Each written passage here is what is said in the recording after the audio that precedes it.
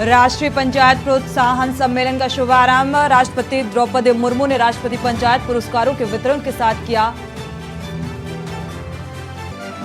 विकसित होगा हर गांव। पीएम मोदी नई दिल्ली में वैश्विक बौद्ध शिखर सम्मेलन का उद्घाटन करेंगे। बौद्ध धर्म के अनुयायी 30 देशों के 170 से ज्यादा प्रतिनिधि शामिल होंगे। कर्नाटक विधानसभा चुनाव के लिए उडुपी में 4 मई को पीएम करेंगे रैली।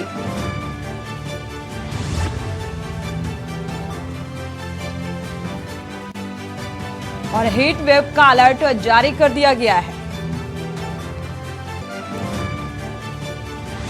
अतीक के काले साम्राज्य की जांच जारी रखेगी ईडी। अधिकारियों ने कहा कि माफिया की मौत से मनी लॉन्ड्रिंग की जांच पर नहीं पड़ेगा असर।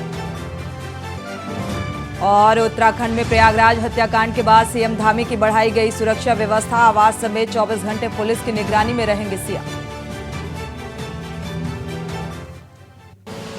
आप देख रहे हैं के न्यूज, खबरों का सारथी।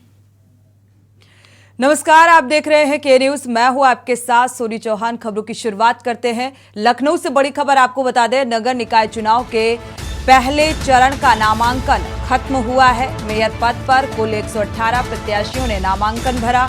पार्षद पद पर कुल 5,658 उम्मीदवारों ने नामांकन किया। नगर पालिका अध्यक्ष के लिए 1,392, नगर पालिका सदस्य के लिए 12,742, नगर पंचायत अध्यक्ष के लिए 3,426, नगर पंचायत सदस्य के लिए 16,242 और पहले चरण में कुल 2.40 करोड़ मतदाता अपने मताधिकार का प्रयोग करेंगे। पहले चरण के 27 जिलों में ये मतदान होगा। पहले चरण में 7,362 मतदान केंद्र बनाए गए हैं। 23,617 मतदान स्थल बनाए गए हैं, जहां पर पहले चरण में मतदान संपन्न कराया जाएगा और इसको लेकर तैयारियां भी चुस्त दुरुस्त कर ली गई। तो पहले चरण के नामांकन की प्रक्रिया पूरी हो चुकी है।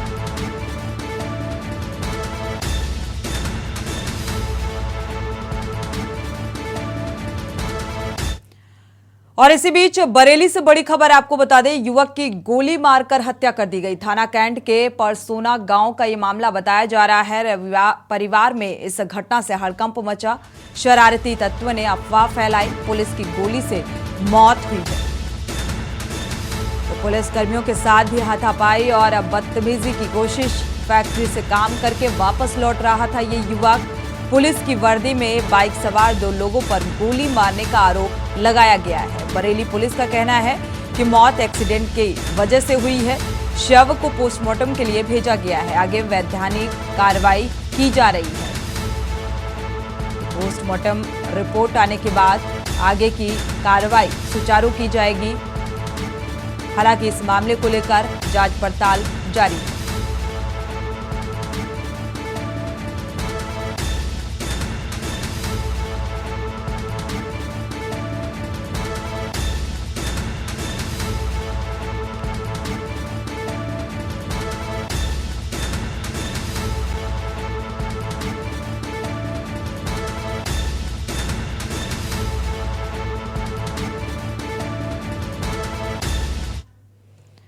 बढ़ते आगे, बलरामपुर जिले के वन परिक्षेत्र वाड्रफ नगर में हरे भरे पेड़ों को अवैध तरीके से काटा जा रहा है, जहां आंवला के 1000 से ज्यादा की संख्या में पौधे कट गए हैं और वन विभाग कार्रवाई के नाम पर आश्वासन दे रहा है।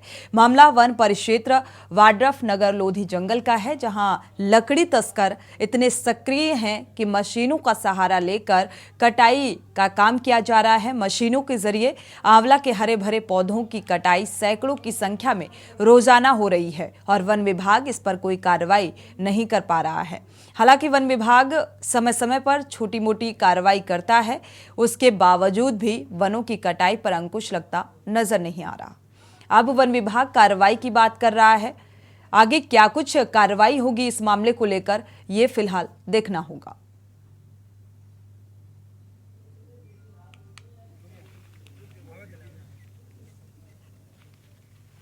मैं ग्राम पंचायत लोधी की सरपंच हूँ। क्या हुआ है यहाँ? समस्या क्या है?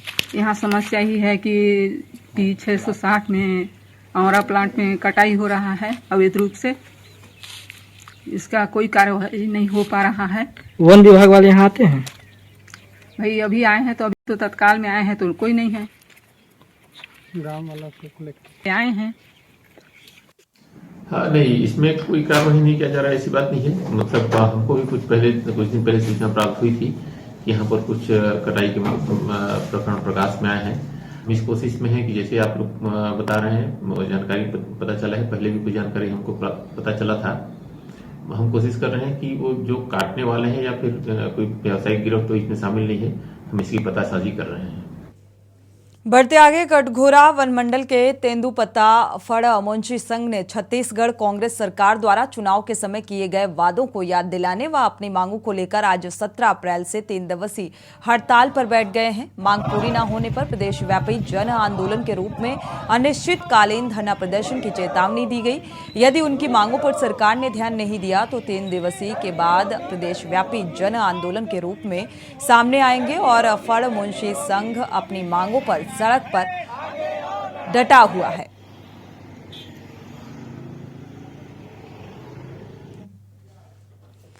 रुक करते हैं अगली खबर का। खबर जगदलपुर से है। यहां केंद्र और राज्य सरकार स्वच्छता अभियान चलाकर देश को स्वच्छ डिजिटल बनाने का प्रयास कर रही है। बस्तर जिले के जगदलपुर मुख्यालय स्थित गंदगी युक्त तालाब से नगरवासी पानी उपयोग में लेने पर मजबूर हैं। स्थानीय निवासियों ने बताया कि गंगा मुंडा तालाब में गंदगी का अंबार पड़ा हुआ है। गंदगी का अंबार लगा है। नगर निगम के अधिकारियों पर तालाब की साफ सफाई नहीं करने का आरोप लगाया गया है। अधिकारियों की अनदेखी के चलते पूरे तालाब में जलकुंभी और कई काई जमी हुई है।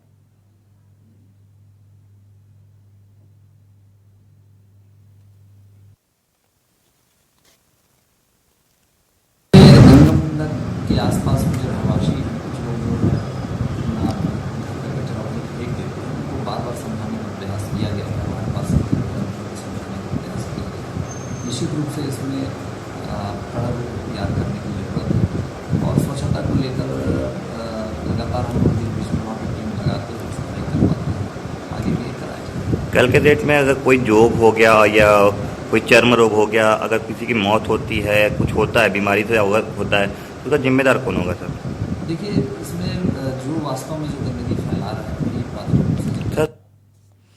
रुक करते हैं अगली खबर का। बिलासपुर जिले के चकरभाटा थाना क्षेत्र में स्थित सेंट्रल पॉइंट इंटरनेशनल होटल के पीछे 14 अप्रैल को मिली लाश की हत्या के मामले में पुलिस ने 3 आरोपियों को गिरफ्तार किया है। मामले का खुलासा करते हुए बिलासपुर पुलिस अधीक्षक संतोष सिंह ने जानकारी दी कि मुख्य आरोपी दुर्गेश यादव का ललिता यादव के साथ संबंध था और आरोपी के मौसेरे भाई मृतक दीपक यादव का ललिता यादव से बात करना और संबंध रखना आरोपी दुर्गेश को पसंद नहीं था। दीपक और ललिता को लेकर कई बार दुर्गेश ने धमकी भी दी थी। आए दिन होती लड़ाई के बाद ललिता और दुर्गेश ने दीपक की हत्या की साजिश रची थी। आरोपी बचने के लिए यूट्यूब से क्राइम पेट्रोल देख रहे थे और बचने का प्लान भी बना रहे थे, लेकिन पुलिस की पूछताछ के बाद आरोपी टूट गए। इसके बाद पुलिस ने ललिता यादव समेत 3 आरोपियों को गिरफ्तार कर लिया है।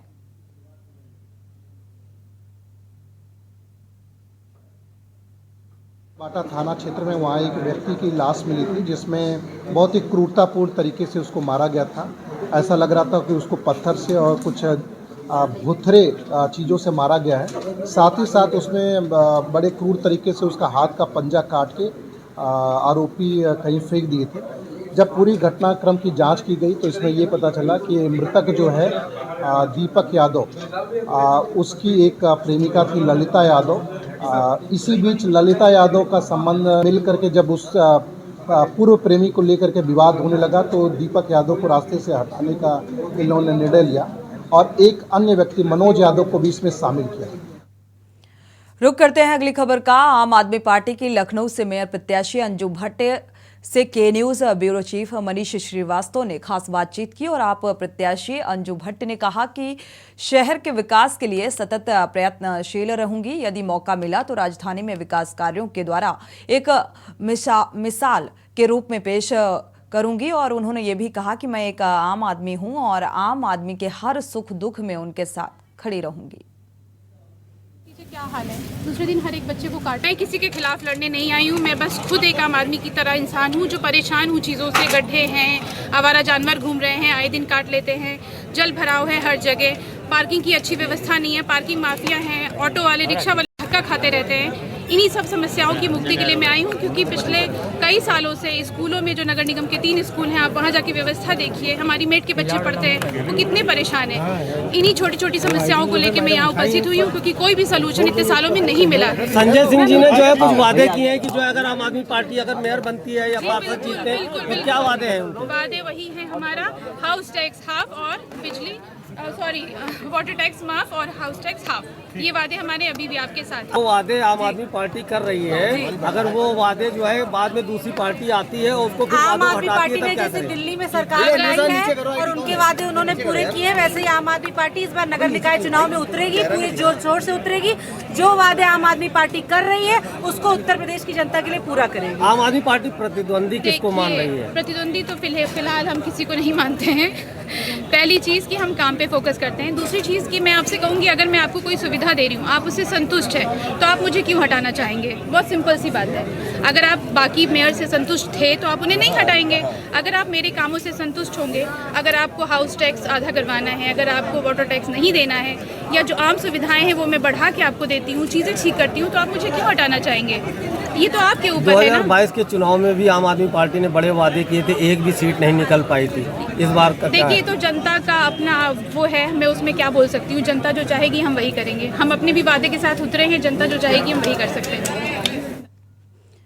तो जनता की उम्मीदों में खरा उतरने का दावा आम आदमी पार्टी का। बढ़ते आगे, प्रमुख दलों में टिकट वितरण के बाद असंतोष खुलकर सामने दिखाई दे रहा है। सबसे अधिक असंतोष सत्ता दल बीजेपी में दिखाई पड़ रहा है।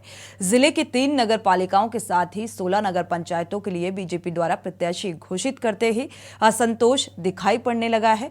सोशल मीडिया पर असंतोष इस कदर बढ़ा है कि पदाधिकारियों पर कार्यकर्ता खुलकर आरोप लगाने लगे हैं। तीनों ही नगर पालिका में विद्रोही कही जाने वाली निर्दल तो कहीं पर दूसरे दलों से टिकट लाकर अंतिम दिन नामांकन किया गया और चुनाव मैदान में डटे हुए हैं प्रत्याशी।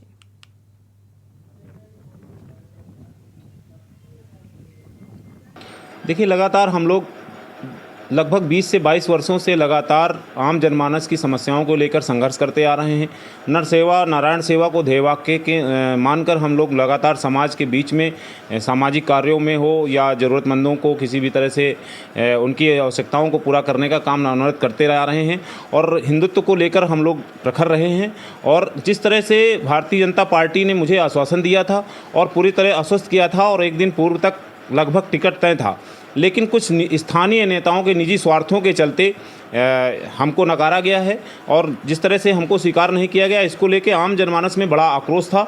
और जो हमारे समर्थक हैं, जो भी वो किसी भी वर्ग के हों, लेकिन पूर्णतः उन्होंने मुझे आश्वस्त किया था कि भैया आपकी जो है आपको लड़ना है, क्योंकि जो बहुत सारी जनता की समस्याएं हैं वो आज तक निस्तारण नहीं हो पा रही हैं।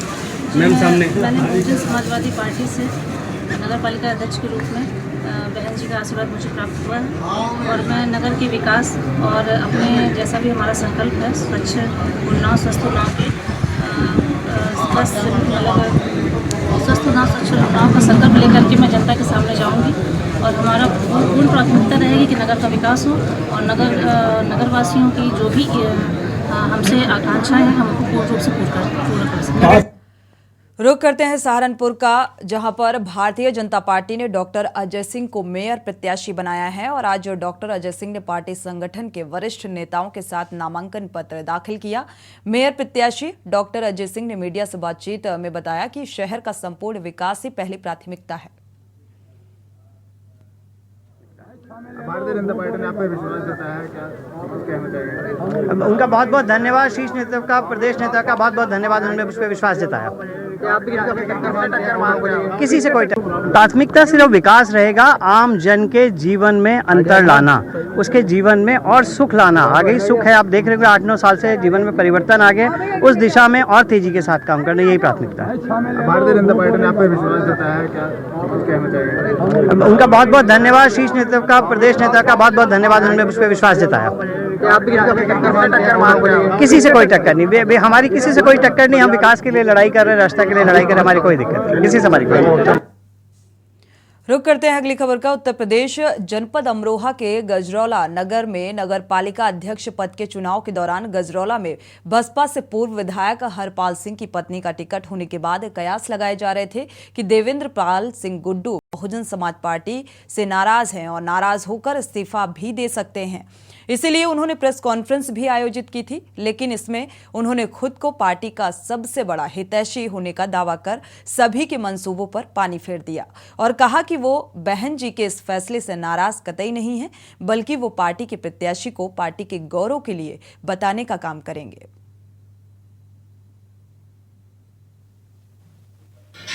मेरे लिए बहुजन समाज पार्टी के मुखिया आदरणीय बहन माता जी का आदेश सर्वोपरि।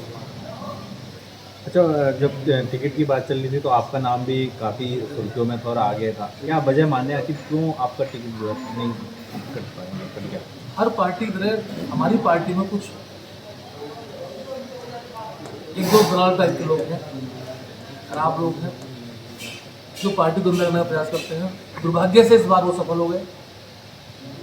उन्होंने बहन जी को गलत रिपोर्ट दी, उनको गुमराह करने का काम किया, लेकिन मेरे लिए बहन जी का आदेश सर्वोपरि है। मैं पूरी ईमानदारी से, निष्ठा से, तन मन धन से बहुजन समाज पार्टी के सभी।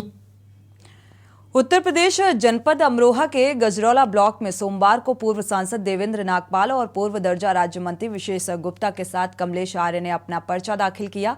पूर्व सांसद देवेंद्र नागपाल, पालिका अध्यक्ष पद की प्रत्याशी कमलेश आर्य, हेम सिंह आर्य ने पत्रकारों से वार्ता करते हुए कहा कि जनता ने उन्हें मौका दिया तो गजरौला ब्लॉक का चौमुखी विकास कराने का हर संभव प्रयास करेंगे। और इस दौरान न्यू गजरौला ग्रीन्स कॉलोनी की चेयरमैन समाज सेवी चौधरी सोमवीर सिंह गुरु भी उपस्थित थे। देखिए, सबसे पहले मैं जो संगठन का फैसला उसको स्वीकार करता हूँ और उनको शुभकामनाएं देता हूँ।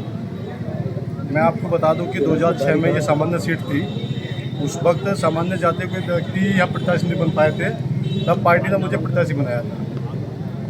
मैंने तब भी यहाँ भाजपा का झंडा उठाया था और आज मैं यहाँ सीट ऐसी थी, मेरी दावेदारी थी, लेकिन पार्टी ने जो संगठन ने फैसला लिया मैं उसको स्वीकार करता हूँ।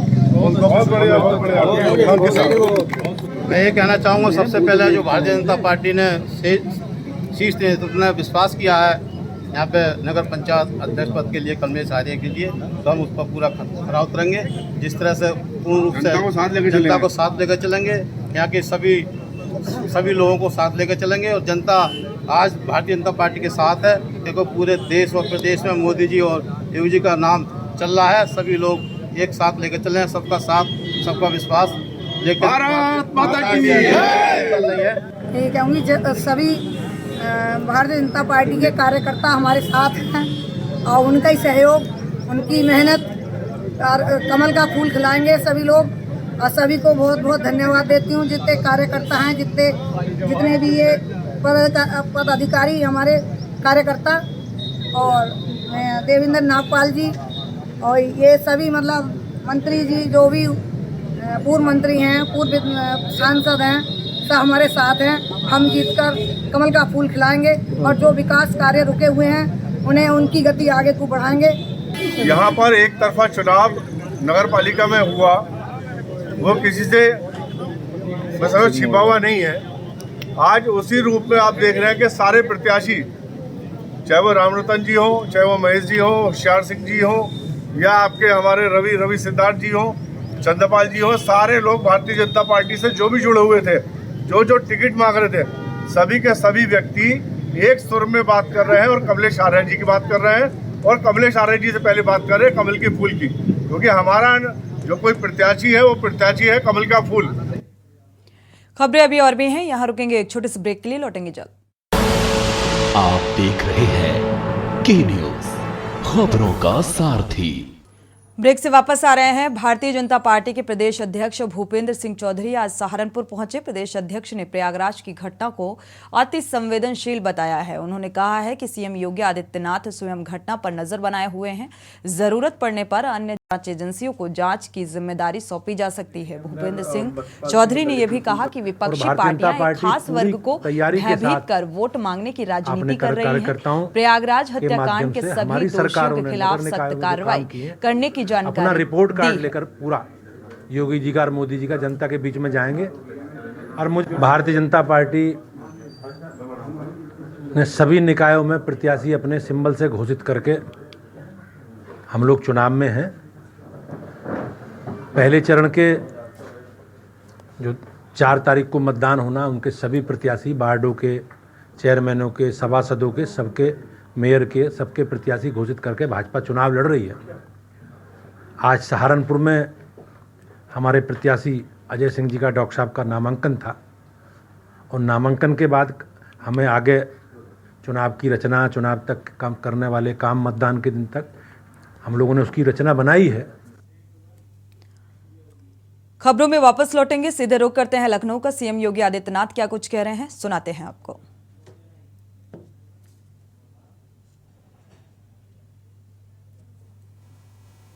मेगा टेक्सटाइल पार्क के आज के इस वस्त्र मंत्रालय, भारत सरकार और उत्तर प्रदेश शासन के बीच में MOU कार्यक्रम में यहाँ पर उपस्थित भारत सरकार के वस्त्र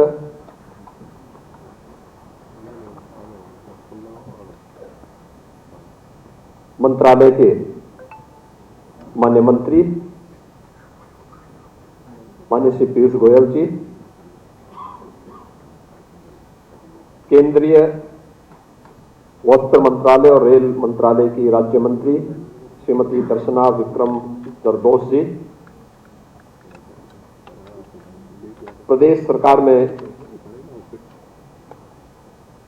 मेरे सहयोगी मंत्री, वस्त्र और हथकरघा विभाग के मंत्री श्री राकेश सचान जी, प्रदेश के मुख्य सचिव श्री दुर्गा शंकर मिश्र जी, सचिव वस्त्र मंत्रालय भारत सरकार श्रीमती रचना शाह जी,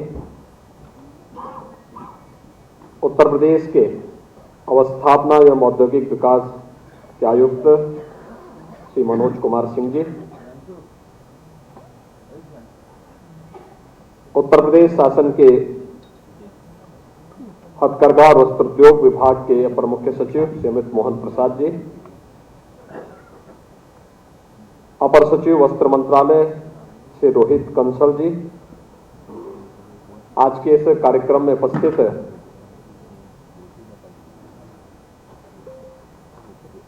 उत्तर प्रदेश के पीएम मित्र मेगा टेक्सटाइल पार्क में निवेश करने के इच्छुक हमारे सभी उद्यमी और निवेशक बंधुगण और इस क्षेत्र के सभी विशेषज्ञगण, उपस्थित भाइयों बहनों, मैं सबसे पहले आदरणीय प्रधानमंत्री जी का हृदय से आभार व्यक्त करता हूं कि उन्होंने उत्तर प्रदेश की पहचान जिस वस्त्र उद्योग के लिए थी, उस पहचान को पुनर्स्थापित करने के लिए अपनी महत्वपूर्ण महत्वाकांक्षी योजना पीएम मित्र मेगा टेक्सटाइल पार्क के लिए उत्तर प्रदेश को चुना है। मैं इस अवसर पर माननीय श्री पीयूष गोयल जी का, श्रीमती दर्शना विक्रम जरदोश जी का और केंद्र सरकार से आए हुए सभी अधिकारियों का भी हृदय से स्वागत करता हूं कि उन्होंने आज इस बहुप्रतीक्षित भारत सरकार और उत्तर प्रदेश सरकार के इस MOU कार्यक्रम को संपन्न करके एक प्रकार से उत्तर प्रदेश को वस्त्र उद्योग के एक नए हब के रूप में स्थापित करने के, उत्तर प्रदेश के पुरातन गौरव को वापस देने की शुरुआत की है। इस नए युग की शुरुआत के अवसर पर भी मैं उनका हृदय से अभिनंदन करता हूं, स्वागत करता हूं। मित्रों, हम सब जानते हैं कि उत्तर प्रदेश जैसा कृषि प्रधान राज्य है,